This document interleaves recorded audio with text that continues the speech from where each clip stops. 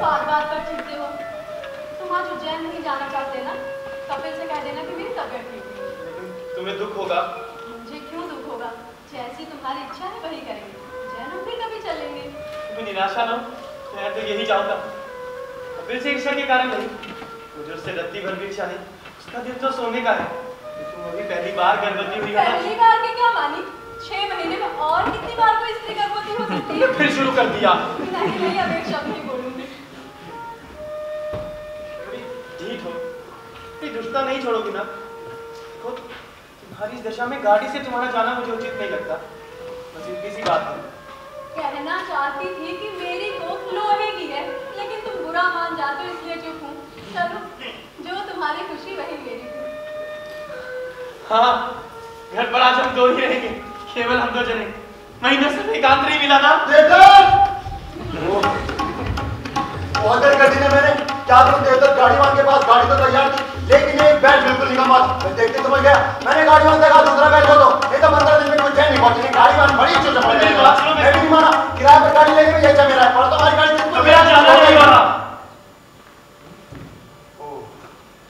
पद्मिनी की तबीयत ठीक नहीं, तो फिर गाड़ी लौटा दूं? हाँ, नहीं तो पूरे 3 दिन का भाड़ा मांगेगी। यात्रा नहीं होगी। अब मैं क्या करूं? अगले 8 दिन कहां जाऊं? ये खालीपन मुझ में क्यों? तो फिर मैं चला। थोड़ी देर बैठो, ऐसी जल्दी क्या है? नहीं, हमारी बातों से भाभी को कष्ट होगा। हाँ, ये तो ठीक है। अच्छा, तो फिर आना। हाँ। ऐसे क्यों खड़े हो? चलना नहीं, कितनी देर हो गई है? भाभी तुम्हारी तबीयत ठीक नहीं तो फिर? मुझे क्या हुआ है? सिर में हल्का सा दर्द था, वो ठीक हो गया। इतनी सी बात के लिए कार्यक्रम क्यों बदले? पर भाभी सिर में दर्द है तो रहने कहा ना कुछ नहीं हुआ है। अब क्या सिर फोड़ कर दिखाऊं कि इसमें दर्द नहीं है? नहीं, पद्मिनी इस अवस्था में यात्रा इस गठरी को जरा गाड़ी में रख देना, बाकी नौकर ला देगा। जल्दी करो ना, नहीं तो मैं खुद ही उठाकर रख दूंगी।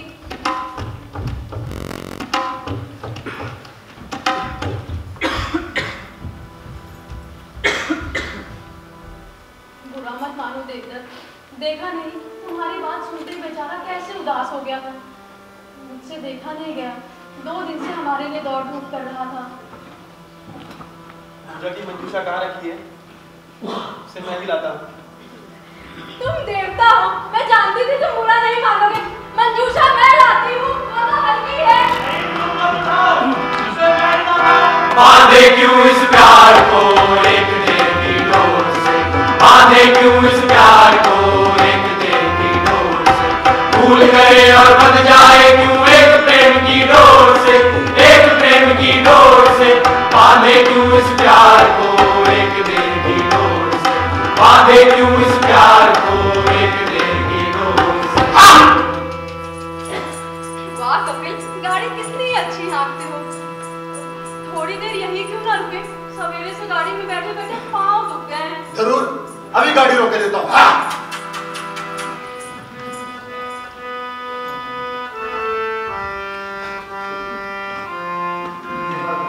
बड़ा ही विकट रास्ता है, इतना पथरीला के पाँव टिक ही नहीं पाते।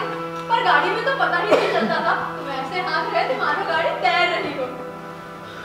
कपिल, वो क्या फूल है जिनसे वो पेड़ लगा पड़ा है? भाभी ने सुहाग के फूल कहते हैं। बड़ा विचित्र नाम है। ठहरो, तोड़े लाता हूँ, आप भी समझ जाओगे।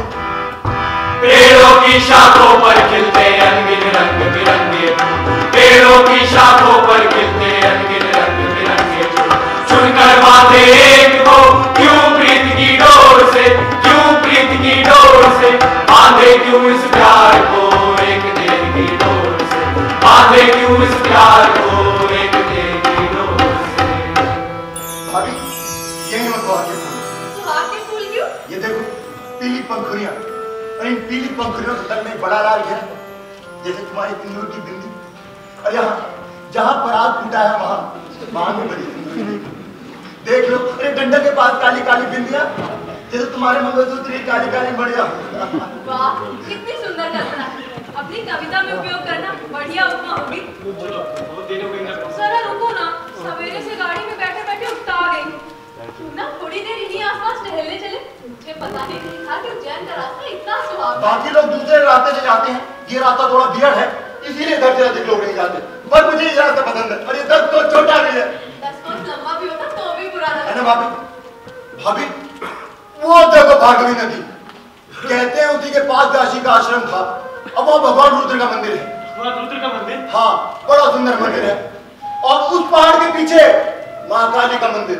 कहते हैं एक जमाने में बड़ी भीड़ हुआ करती थी, अब तो खंडर रह गया। भगवान रुद्र का मंदिर? हाँ, वो भी पुराना है, फिर भी उतना टूटा फूटा नहीं जितना महाकाली का मंदिर। चाहो तो देखने चल सकते हैं। हाँ हाँ, चले। पहले काली का मंदिर क्यों नहीं दिखाते? नहीं, वहां नहीं, बहुत उजाड़ है। आसपास सांप की बामियां, चमगादड़, रास्ता भी बहुत कंटीला है। रुद्र मंदिर चल सकते हैं, वो तो पास भी है। चलो ना, देखाएं। तुम लोग हो आओ। और तुम क्या करोगे? नहीं, बैठा रखवाली करूंगा। नहीं नहीं, यहाँ चोट आप दूंगा, कोई डर नहीं।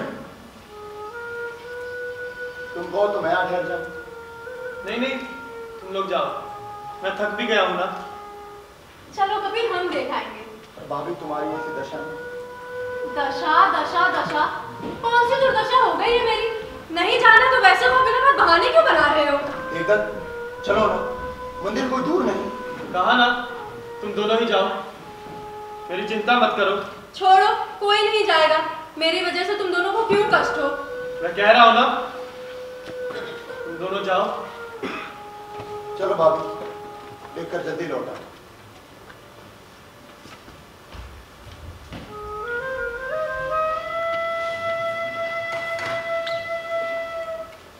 जाओ पद्मिनी,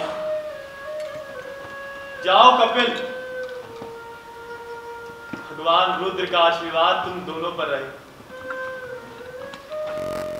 तुम दोनों मेरे हृदय के दो टुकड़े हो, एक होकर रहो, उसी में मुझे शांति मिलेगी।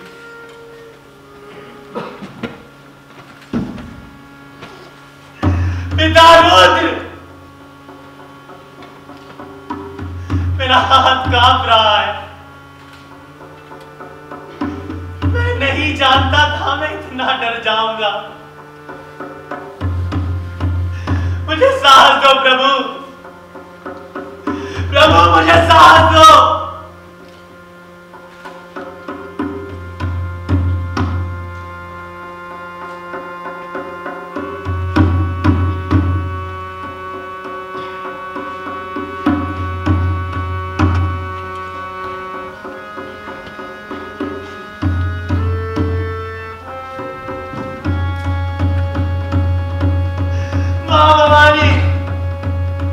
महाकाली के दुर्गे महामाया, मैं अपना वचन भूल गया था मां। तूने मेरी इच्छा पूरी की। पद्मिनी मेरी अर्धांगिनी हो गई। उसी दिन मुझे अपना वचन याद आना चाहिए था। तो तेरे दिए भोग विलास में मैं तुझी को भूल गया। मुझे क्षमा कर मां। मैं आज उसी वचन को पूरा करने आया हूं।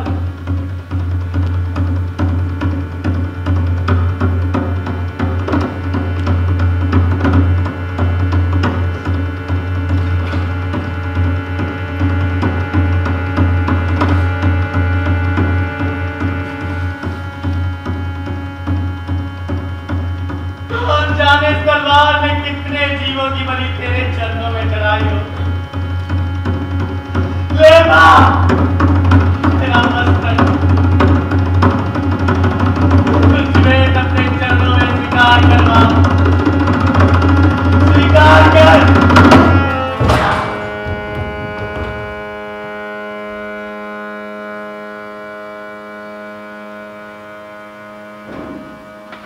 ये भी साथ होते तो बड़ा आनंद आता। कितनी सुहावनी जगह थी। पर करें क्या, ऐसी चीजों में इनका मन रमता ही नहीं। 100 बार कहा होगा मैंने। ये कहाँ गए? कहा था थकाऊंगी, यही बैठा रहूंगा। दे दो। यही कहीं गए होंगे, आ जाएंगे। दे दो, दे दो। क्यों बिना बात चिल्ला रहे हो? बैठो, आते ही होंगे।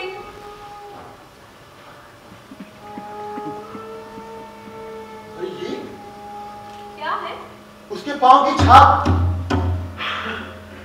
लगता है देवदत्त उधर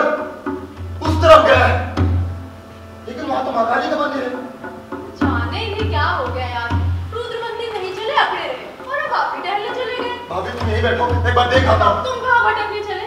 दिन दहाड़े यहाँ किसका डर है? आ ही जाएंगे। नहीं भाभी, बड़ा घना जंगल है, चट्टाने हैं, रास्ता भटक गया तो पूरी रात यहाँ बितानी पड़ेगी। भाभी तुम यहीं बैठो, मैं बस गया और आया। ये भी चला गया। सचमुच लगता है इसे मुझसे ज्यादा इनकी चिंता है।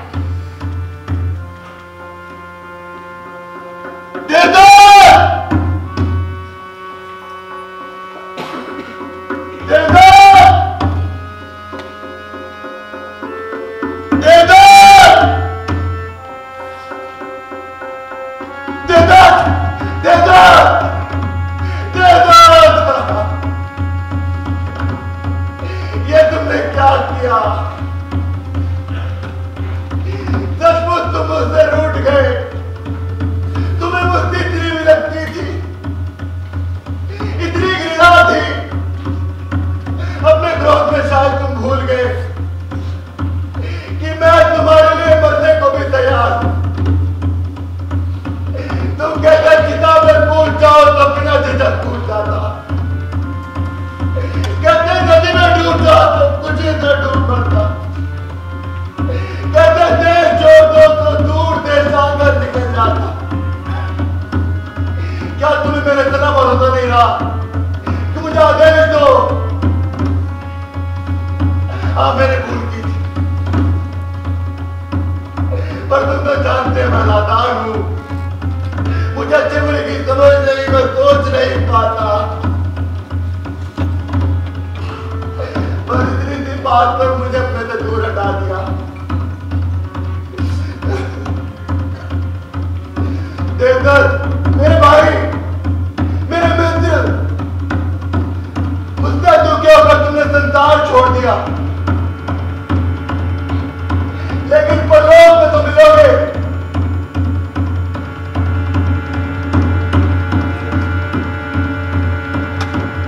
अपने पुराने मित्र को स्वीकार तो करोगे।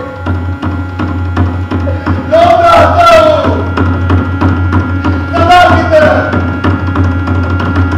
तुम्हारे चरणों पर चलता हूं।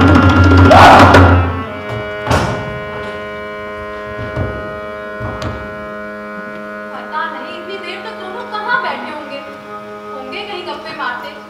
इनका जंजाल छूटा, पुराना मित्र अकेले में मिला तो बस घंटों बातें किया करो। फिर कि सचमुच भूखे हो और कपिल को अपनी चुप्पी से सता रहे हो। पहले से ही माथा गर्म था। अंधेरा हो रहा है, अब तक कोई नहीं आया। कैसे निर्लज्ज है दोनों। मुझे अकेली को यहाँ छोड़कर रत्ती भर भी मेरी परवाह नहीं। नहीं, यहाँ बैठे रहने से कोई लाभ नहीं। चलो खुद ही ढूंढो।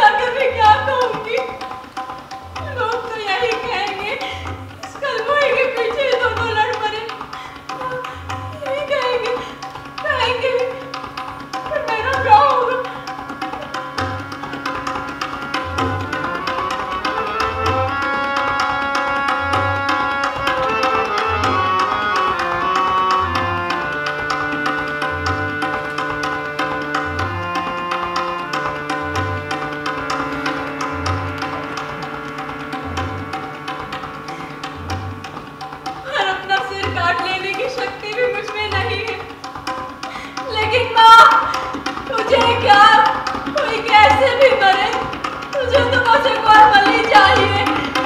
ले माँ, स्वीकार कर तीसरी बलि।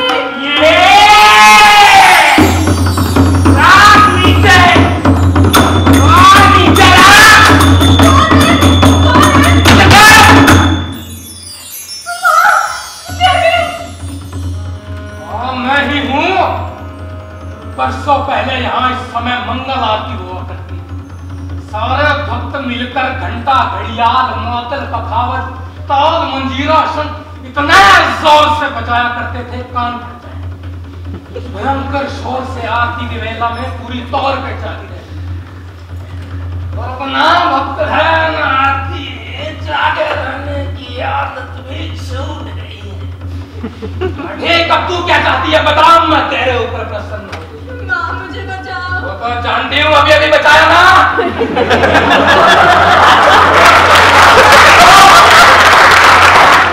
अपन तो पहले सुना चुकी है, दोहराने की आवश्यकता नहीं। अब जो मैं कहूँ सो कर। इन मस्तकों को उनके धड़ों पर ठीक से लगा, फिर उस तलवार से उनकी गर्दनों को दबा दे। वे दोनों तुरंत जी उठेंगे। अब तो ठीक तो बातें मत कर, जो कहा तो कर चलते।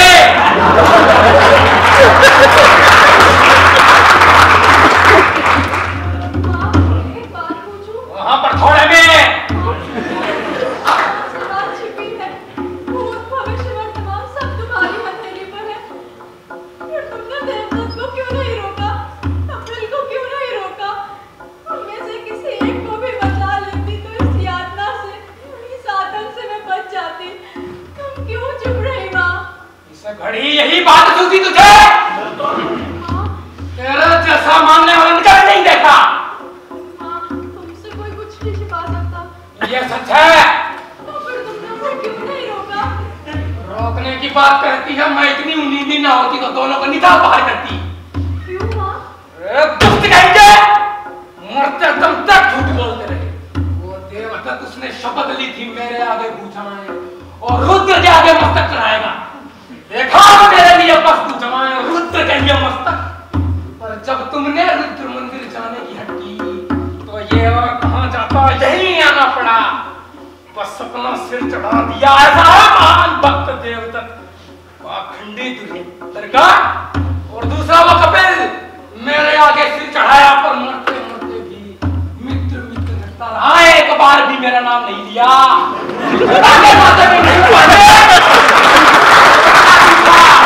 बोला मित्रता के लिए मरता हूँ, मित्रता के लिए। डरपोक, उसे जरूर लगा होगा कि लोग कहेंगे तेरे लिए उसने देवदत्त की हत्या की। अगर ये डरना होता तो जरूर तेरे पे अधिकार जमाता। मगर राक्षस मरते तुम तक मेरे भाई मेरे मित्र चिल्लाता रहा। सच बस तू ही बोले। सब तुम्हारी कृपा है माँ। मेरे कृपा कुछ नहीं, तू भी स्वार्थी है इसलिए। बेकार की बातें छोड़, मैंने कहा वो कह रात बीच के खड़ी ना हो। जो आज्ञा माता।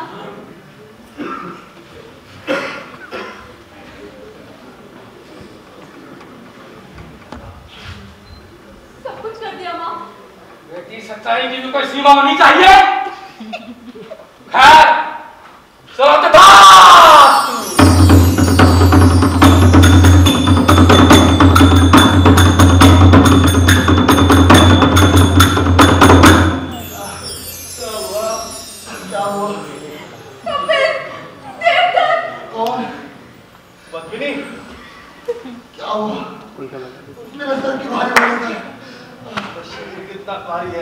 भगवान, ये मैंने क्या कर दिया? क्या कर दिया? माँ, माँ डर गई। क्या हुआ? रो क्यों रही हो? क्या बात है? क्या बताऊं देवदत्त? ऐसे समझाऊं कपिल?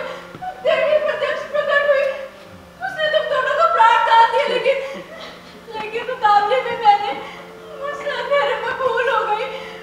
तुम्हारे मस्तकों की अदला बदली हो गई, सिरों की अदला बदली हो गई। मुझे क्षमा कर दो। अदला बदली? बदले में से सिरों की अदला बदली? बदले में से ऐसा कमाल है, 6 बरस केवल मित्रता का संबंध रहा, अब रक्त का संबंध भी हो गया।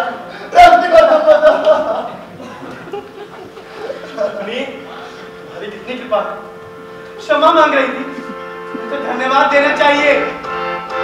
अदला बदली हुई चारों ओर, सब बदलता देखो यारो कैसा है गठजोड़। अदला बदली हुई चारों ओर, क्या करे कुछ समझ ना आए बुद्धि को झकझोर। हंसते हंसते ताल मिलाए कैसा है संतोष, हंसते हंसते ताल मिलाए कैसा है संतोष। सर बदलता देखो यारो कैसा है गठजोड़। अदला बदली हुई चारों ओर, अदला बदली हुई चारों ओर। मैं तो थक गया। ऐसा कहीं भी कभी नहीं हुआ होगा। तुम दोनों के सिर कटे देखकर मैं बहुत डरी थी, और जब तुम दोनों फिर से उठ बैठे तब तो कुछ पूछो मत, डर के मारे मेरा बुरा हाल था। मैं एक छलांग पर पेड़ पर चढ़ सकूंगा और मैं आरती के साथ बाया हाथ घुमा बिना घंटी बजा सकूंगा। कहने से कोई यकीन नहीं करेगा। किसी से कहेंगे नहीं। मैं भी तो अपने पेट में। हाँ, पेट में ही तो है। लेकिन ये होगा कैसे? पता तो लगेगा ही, लोग हमें देखते ही समझ जाएंगे। कुछ नहीं समझेंगे। लेकिन शर्त लगा लो। पर ये कैसे तो संभव है? देख लेना, अभी से इतनी चिंता क्यों? अब उज्जैन नहीं, अब सीधे घर चलेंगे। हाँ, चलो। उज्जैन की यात्रा जीवन भर याद रहेगी। चलो। पर सुनो, घर के लोगों से ये भेद कैसे छिपाएंगे? हमारा बदन उघड़ते ही वो भाप लेंगे। अब आप लेंगे? मैं और तुम ऐसे रहेंगे जैसे कुछ हुआ ही नहीं, तो सब लोग चुप रहेंगे। क्या मतलब? अपने घर के लोगों का शरीर कौन परखता है? मेरा वो मतलब नहीं था। पर मुझे यकीन नहीं होता, मैं तो अभी से घबराने लगी हूँ। अंत में गालियाँ मुझ पर ही पड़ेंगी। घबराओ मत। पर तुमसे पत्नी का क्या संबंध? क्या मतलब? पत्नी मेरी पत्नी है, और मेरी पत्नी मेरे साथ ही जाएगी ना। ये क्या कह रहे हो कपिल? क्या कह रहा हूँ? तुम देवदत्त की स्त्री हो ना, और मुझे देवदत्त का शरीर मिला, इसलिए तो मेरी स्त्री हुई। चुप रहो। मूर्खों की तरह बको मत। देवदत्त मैं हूँ। लज्जा नहीं आती ऐसी बातें बनाते? लेकिन पत्नी देवदत्त का शरीर मेरा है। हाँ, हम जानते हैं। की तरह बार बार ये बात रखने की आवश्यकता नहीं। शास्त्रों के अनुसार सिर ही मनुष्य का चिन्ह है। होगा, मगर यहाँ प्रश्न है पत्नी किसकी पत्नी है? विवाह मंडप में इसने इसका हाथ थामा था।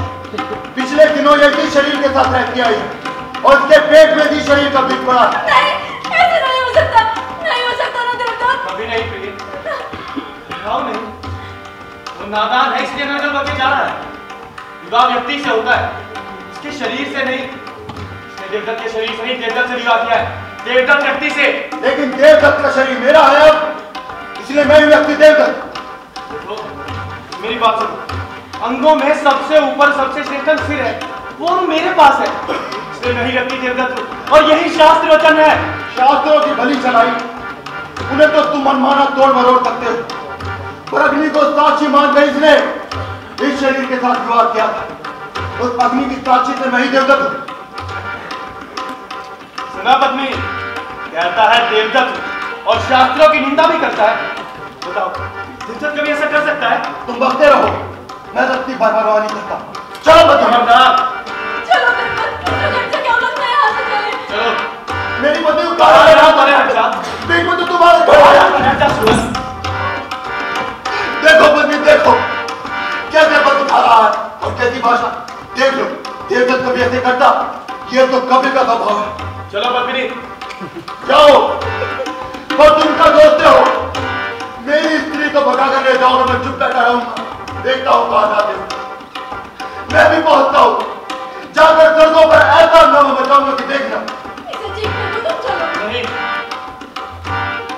इसे यही सुलझाना होगा, घर में बड़ी बदनामी होगी। पर वहाँ कौन इसकी बात सुनेगा? चेहरे से तो सब तुम्हें को देखो। हाँ, धर्मपुर के लोग तो कभी के भला दिखाए को पहचानेंगे नहीं। सब लोग उससे में देखते लोग पहचानते हैं कि नहीं। हमें क्यों सता रहे हो कपिल? इतने दिन हमारे मित्र रहे, हमारे घर में रहे, और अब तुम्हारा ये बर्ताव। मैं जानता हूं तुम क्या चाहती हो बचनी। देवदत्त का मस्तिष्क कर इसका फलादी शरीर। मान लो चाहती है, तो इसमें क्या बुराई है?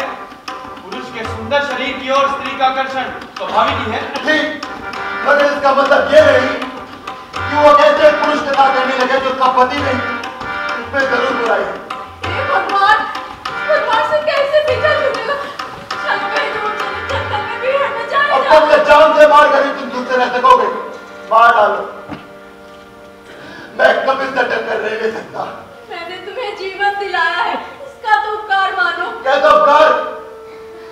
नहीं दिलाती तो तुम्हें दुआ हो जाती।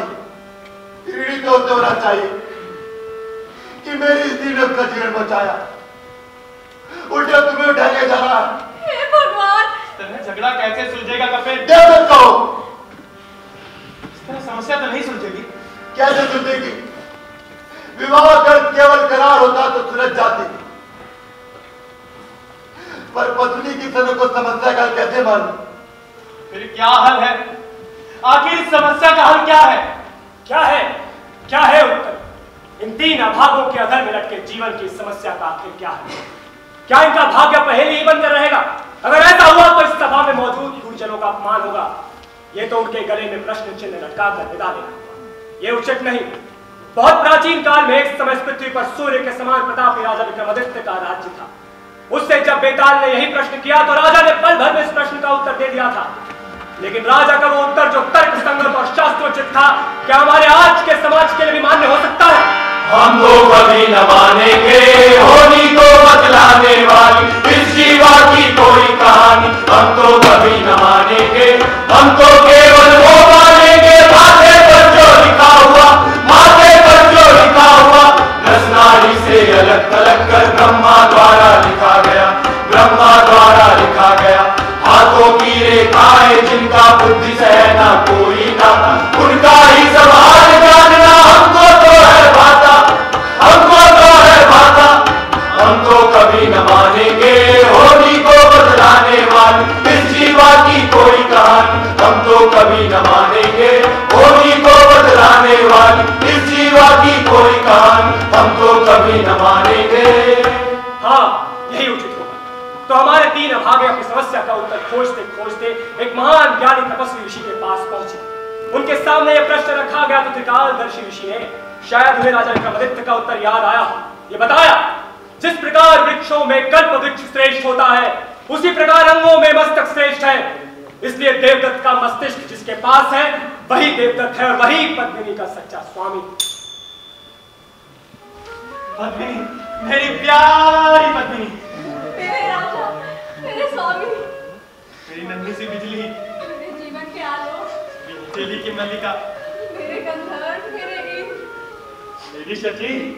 चलो मुझे ले चलो, वहां ले चलो जहां कोमल मिट्टी बिछी हो, जहां घनी हरियाली हिंडोला झूल रही हो। चलो वहां जहां वृक्ष की शाखाओं ने आकाश को छिपा लिया हो। ये विशाल वृक्ष, मुझे और कौन सी शाखाएं चाहिए? इस कोमल प्रियतमा पद्मिनी, तुम ही मेरी हिंडोला हो। मेरा देखकर नई देह का आभूषण पहने दूल्हे की तरह आया है। उनके पहनने में आभूषण की सार्थकता है। चलो चले चलो।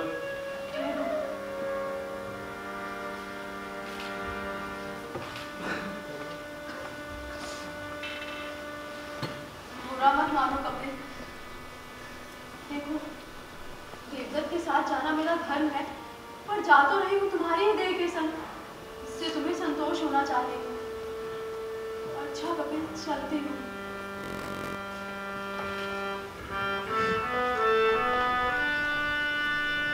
फिर मिलेंगे कपिल।